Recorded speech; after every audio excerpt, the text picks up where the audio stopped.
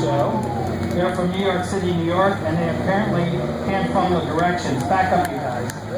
This is a 1969 Lamborghini Miura 400S, which Coach worked by Bertone. This car was, when it was debuted at the auto show, was debuted as a chassis only. And shortly thereafter, when it, and that was in Turin in 1965. Shortly thereafter, when it appeared in 1966, it had this gorgeous Bertone coachwork on it. This is a V12 engine mounted midships transversely behind where the guys are sitting. 0 to 60 in 6 miles an hour in 1969 with a top speed of over 170 miles an hour. These cars are brutally fast, very temperamental, but I think one of the most beautiful cars built in the 1960s. This particular car is upholstered inside in Singali wild boar hides, one of two produced. The other car that was built like this belonged to Frank Sinatra Jr., who obviously we know had great taste in cars. This is another all-original, untouched automobile. Thanks, guys, very much for bringing it. We really appreciate it. And you still look like my friend Greg Helgamo. He's your third brother.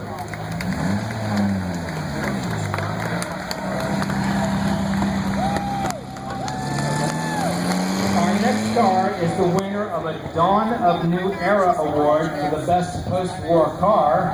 Our award should be presented by Scott Newcomb, the former CEO of Hershey Resorts and Entertainments, but I think Scott might have ducked out. This is Ken Swanstrom of Doylestown, Pennsylvania, the owner of a 1967 Lancia Flaminia Super Sport with coachwork by Zagato. I can tell you, I have only ever seen a handful of these over time, and it is one stunning automobile. The Flaminia was named after a road leading from Rome to Rimini. Just 150 were built between 1964 and 1967. Power is supplied by 152 horsepower, 2.8-liter V6, not V8, Lancia built V6s. It's equipped with power disc brakes and Barani wire wheels. The restoration was completed in 2010. Front-wheel drive? Stunning automobile. I don't know which I like better, this or your Fossil Vegas. I'll take both. Thank you so much. Congratulations. Next up is from the VHA Automobile Museum in Hunt Valley, Maryland. This is a 1964 Ferrari 250 GT Lusso Berlinetta with coachwork by Pininfarina. Ferrari built a bunch of 250 variations. Now I'm going to offend all the Ferrari people. To me, there was no better looking 250 than the Lusso.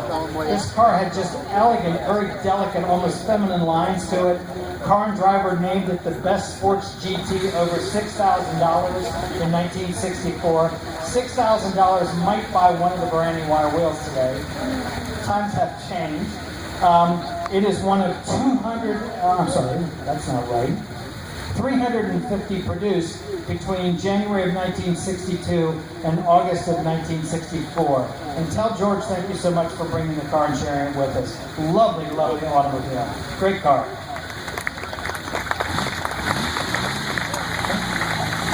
The next car wins the Ciao Italy Award for the best Italian post-war car.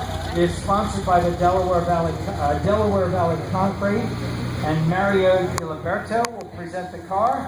This is Dr. Roy Brode from Lancaster, Pennsylvania, my town, with a 1967 Ferrari 330 GTS Spider with coachwork by Pininfarina. It's called a Spider because it's a convertible. If it was a coupe, it would be a Barchetta. That's the difference between the two. The 330 has the nose of the 400 Super America and the tail end of the 330. I'm sorry, the nose of the 275 is what I meant to say. No, I said that right. The 400 of the Super America and the nose, the engine of the 275 upgraded to 3.3 liters. I'll get it right. Too much going on in my head right now. The great thing about this car, it's one of 100 built, and it was imported into the United States by Canetti Motors, having spent most of its time in California. The restoration of the car was completed in 2014. Roy, great car. Thank you so much for sharing it with us. Okay. Most Elegant European Clothes Pre-War Award goes to Bill Davis from Charleston, what am I saying? Charleston, West Virginia, not Charlestown. This is a 1937 Rolls-Royce Phantom 3 sedan coupe with coachwork by Barker & Company. Perhaps more interesting to anybody than the car is the man driving it. Bill is a national treasure. He is a raconteur of grand magnitude. He can tell stories that I can sit and listen to for hours.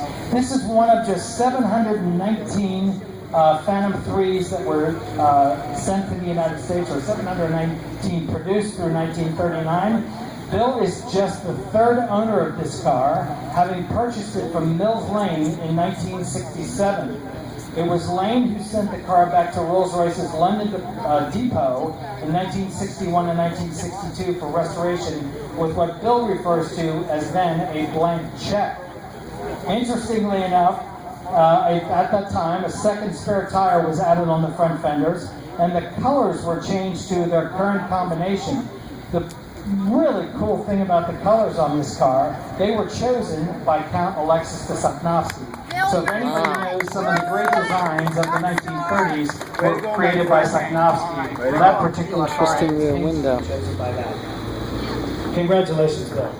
The winner of the American Spirit Award for the Best American Open Car, 1932 to 1942, are Ralph and Adeline Morano of Westfield, New Jersey. The award is presented by Heacock Classic Insurance and Jeff Broadus of Heacock Classic Insurance. This is a 1935 Packard 8 1201 convertible Victoria with coachwork by Graber of Switzerland, Zurich. I had the pleasure of judging this car 2 weeks ago at Greenwich. It is absolutely magnificent in every detail. Especially look at the rear fender skirts on the car. It was built for the 1935 Geneva Auto Show. While this was a standard Packard 8, the coachwork was by Graber of Bern, Switzerland. Werner Risch, who was Packard's agent in Zurich, was the first man to sell the car. It features many numerous design touches unique to the car, including a leather roof, a one-piece cowl windshield frame and dashboard, so that whole piece behind the hood in front of Ralph and Adeline is all molded as one piece, inside and out. The grille has been cut down 6 inches compared to a standard Packard. It has the French Marchal lights and the special wheels that were designed for this car. Awesome car, guys. Congratulations, and thank you very much.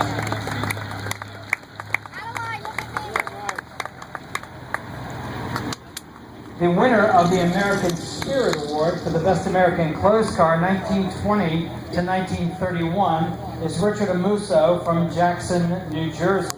This is a 1923 Detroit Electric Model 97B Brome. Interestingly enough, other than recently, electric cars in 100 years didn't really change that much in the United States. This particular car has a range of 80 miles,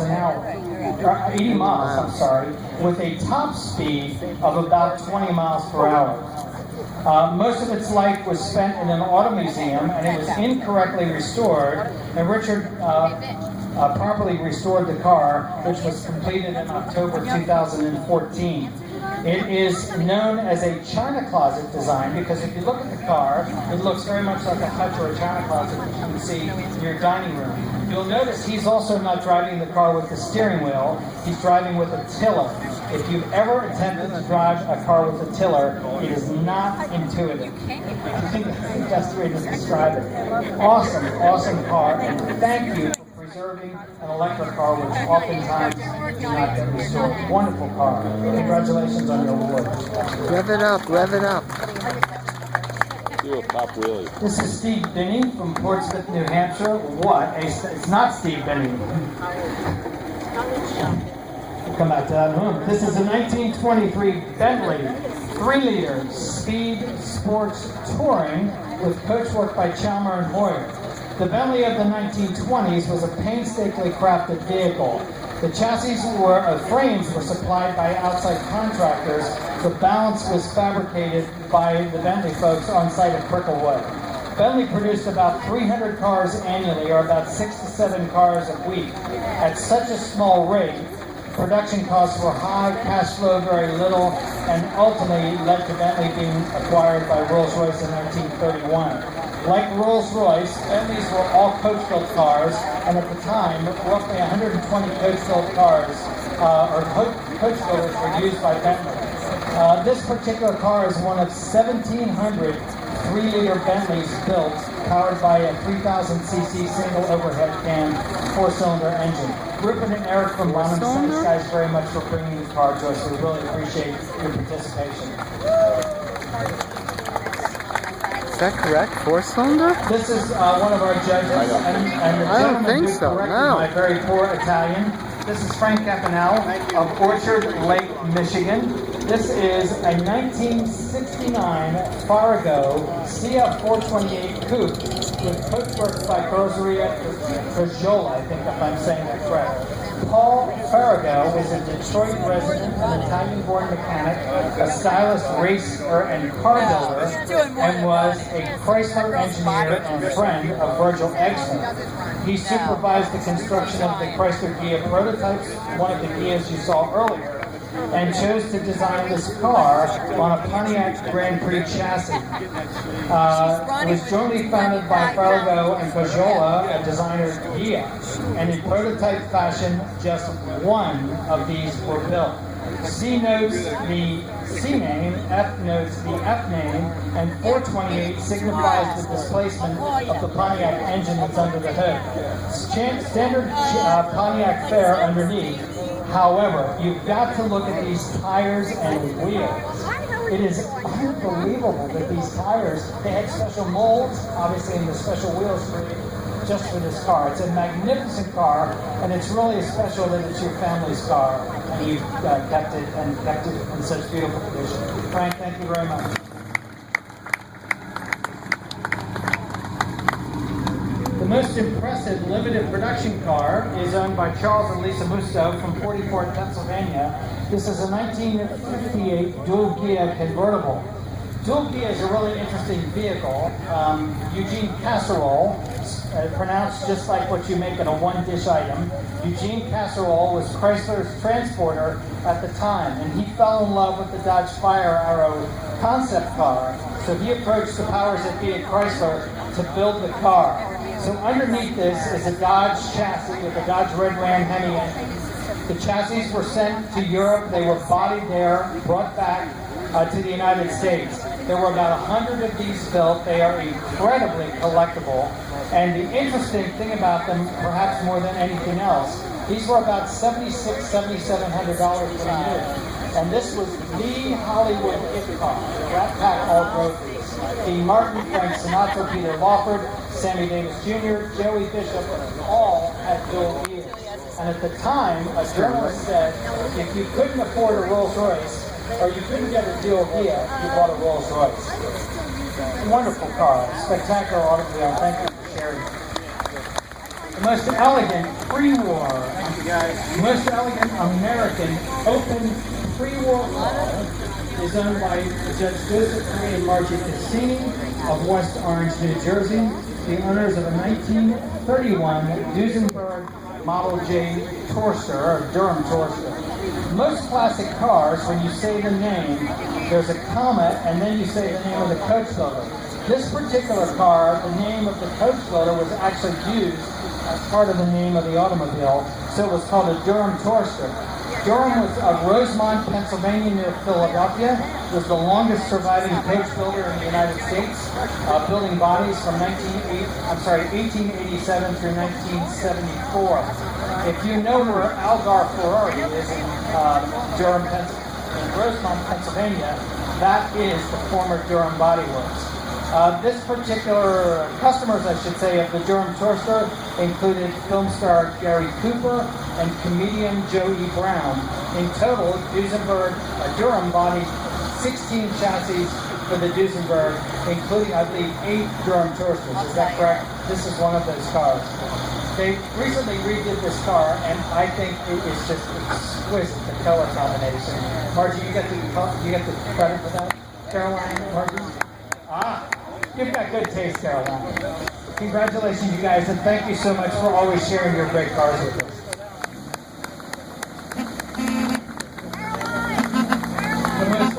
in sports and racing car is brought to us by Dennis Nicotra of New Haven, Connecticut.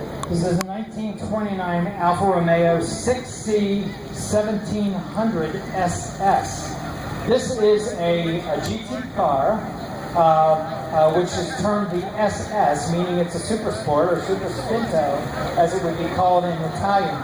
It's one of 121 6C 1750s built, of which 30 were designated SS.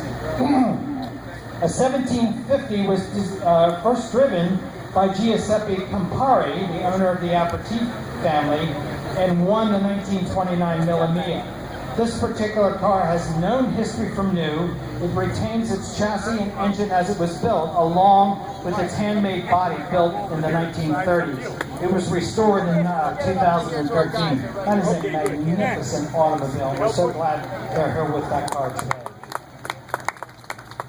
This is Norton Bullock coming up from Ruxton, Maryland. This is a 1934 Hispano Suiza K6 Cabriolet with coachwork by Fernandez and Darrow.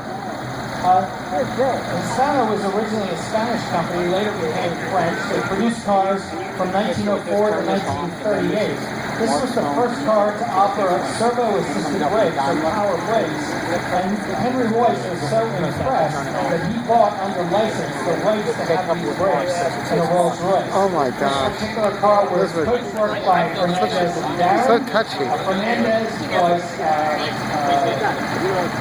from Argentina. Dutch Darren was the designer. He was a bit of a flamboyant, crazy man who spent money like it was going out of style, and Fernandez was there to keep him reined in a bit. This particular car is one of 4 K6 chassis fitted with Fernandez and Darren coachwork, all of which have this beautiful 3-position drop head coupe. It's one of 3 also known to exist today. Lovely car. Thank you so much for being here. Thank you very much. Thank you. Winner of the Jack Rich Award, presented, of course, by Michael Rich, Jack's son, our founder, Jack. This is J.W. Marriott, Jr. of Bethesda, Maryland. This is a 1937 Talbot Lago T150C SS, or Super Spinto, coupe with coachwork by Fagoni and Falaschi. Fagoni and Falaschi are really perhaps the most flamboyant of the French coach builders, but they built beautiful, elegant automobiles. So Joseph Fagoni was so obsessed with the design of his cars when they debuted, he dressed the models as well. He chose their couture, he designed their scarves, their gloves, their shoes, all of those kinds of things, and wanted them perfectly matched to his cars. This particular car was the 1937 New York Auto Show car, and it's one of just 14 produced between 1937 and 1939. Lovely, lovely automobile. Thank you, thank Mr. Marriott for bringing the car. We really appreciate it. Interestingly enough, the car was called Teardrop Design, and Fagoni hated when people referred to his cars as Teardrop Design. And maybe a bike in it. Our next car is a double award winner. In addition to the People's Choice Award, all of your great taste, this is the car you all chose as your favorite. This car received the HVA Award, presented by Casey Maxon, who is here from HVA. This is presented to Harry Yegi of Cincinnati, Ohio. This is the 1964 Aston Martin DB5 coupe used in the movie Goldfinger. And if you got to see the car while it was on display, this has lots of gimmicks and all kinds of things, just like the car. Something you may not know is this particular car is original, it's unrestored. It was one of the 2 cars used in the Goldfinger movie, and the only one of the 2 that is known to exist today. Surprisingly, Aston Martin was not the first choice for Roger Moore to drive in Goldfinger. It was a Volvo 1800. Oh, But jeez. Volvo did not choose to supply the car, and let's say the rest is history. Aston Martin became the vehicle of choice for James Bond. Thank you guys for bringing such an important historic car here and sharing with it today. You guys have good taste, by the way. Hershey Award is, that's not Rick, this is Dr. Rick Workman of Winter, Florida, with a 1938 Bugatti Type 57C Adelante Coupe. Not only are they the winner of the Hotel Hershey Award, they are presented a bottle of Armand de Brignac champagne, and I can tell you, I've had it, and it is awesome. The Type 57 is certainly considered one of the most celebrated non-racing Bugattis ever built. It is one of 710 produced.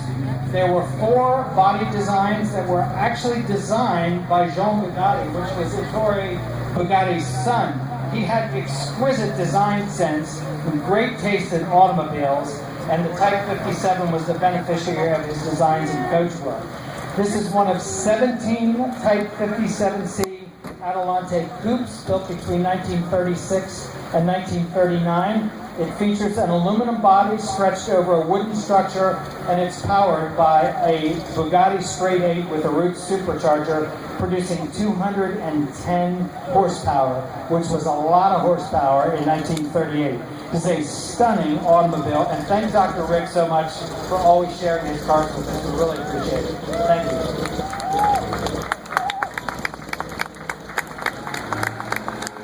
Winner of the Founders Award, and my choice for what I thought was perhaps the sexiest car is Oscar Davis, although this is not Oscar driving, from Elizabeth, New Jersey. This is a 1938 Alfa Romeo 6C 2300B Millimia Superleggera coupe with coachwork by Touring of Milan, Italy. This particular car was a very famous automobile. It was one of the barn find cars, if you ever Google this on the internet, that were found by a famous German photographer by the name of Herbert Hesselmann in his book called Sleeping Beauties, which documents a visit to a chateau in Europe where these cars were stored and in somewhat derelict condition. This became a part of that collection in 1956, and it was untouched for 34 years until it was restored to this absolutely magnificent and gorgeous condition today. It's one of 107 super lightweight or superleggera coupes that were produced between 1938 and 1939. Ed, you guys, I cannot thank you enough for bringing this car. It is just a spectacular automobile. Thank you so much. Thank Oscar for sharing it with us as well. Appreciate it.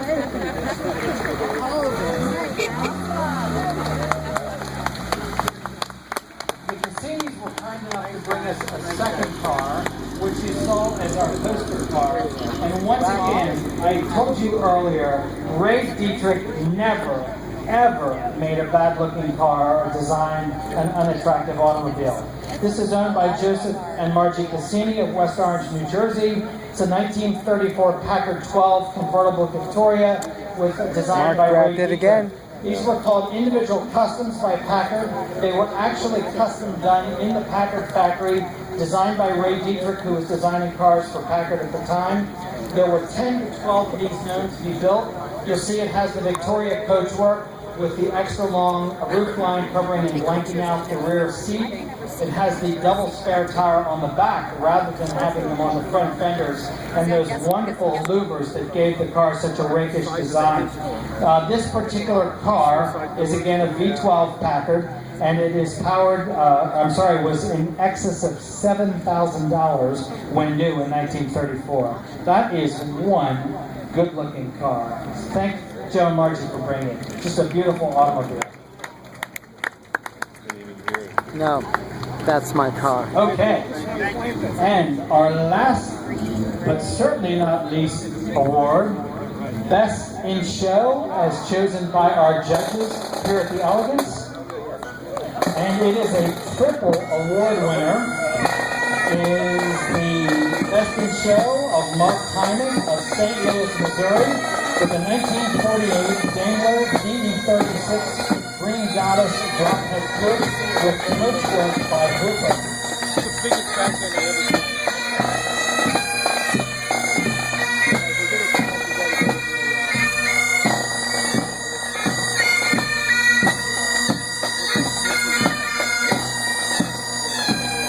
Yeah.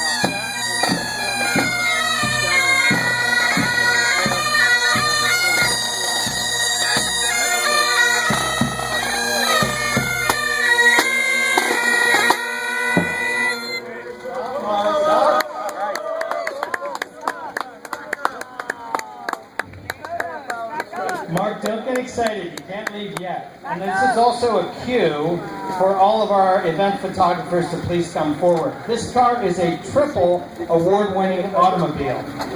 First of all, they receive a lovely, specially designed keychain designed by Charlie Sophie of Sophie Jewelers, a jabot of Armand de Brignac champagne, which I would kill for. And this is the recipient of the Best in Show Governor's Cup here at the Elegance, Best European Open Car, and also the Haggerty Youth Award as chosen by the kids for Haggerty. This particular car is an unbelievable car. It's actually on a limousine chassis, but it is a convertible, which makes it unusual. It is the third of 7 Hooper-bodied Green Goddess drop-head coupes built, and one of 3 that is known to exist. This massive car is over 20 feet long, 80 inches wide, and weighs over 6,000 pounds. The car first appeared at the Earl's Court Motor Show in London. It is powered by a 150 horsepower, 5.4 liter straight 8, mated to a 4-speed transmission with pre-selector. You hear the name today, of course, Daimler-Benz, which is Mercedes-Benz. The United Kingdom bought the patent rights to Gottlieb Daimler's car. Therefore, this is a British Daimler, not a Daimler as we call it, Daimler-Benz. This is a really, really magnificent car, and certainly we want to congratulate Mark and thank him for bringing this wonderful car from St. Louis. If we would all give a big round of applause and congratulations to Mark, winner of the Best in Show, Best European Open Car, and the Haggerty Youth Award at the 2015 Elegance at Hershey. One moment of housekeeping. I'd like to give special thanks to both Pat Buckley and Tabitha Hammer, who helped in the tabulation of the awards and making sure that the award ceremony was on time. My assistant behind me, Bob Leonard, who has been so gracious to help me over the last, gosh, how many years, Bob? 15 years maybe, something like that, at various events. Behind the scenes, the guys that got the cars off the field, Mark Lejeski, Keith Webb, Sam Fiorani, and Eric Quick. And certainly not last but not least, Michael and Joni Rich and the Rich family for being our hosts today here at the Elegance at Hershey. This is Pam from NortheastWheelsEvents.com. See us for the 2016 version of the Elegance. We'll be back here at the Hotel Hershey. Mark. Drive safely. Be careful on the way home. God bless. This is Pam from NortheastWheelsEvents.com, closing out the 2015 Elegance at Hershey with one of the most spectacular cars here. Actually, it was voted the most spectacular car here. And congratulations to Mark. Well done, AACA, for another great job.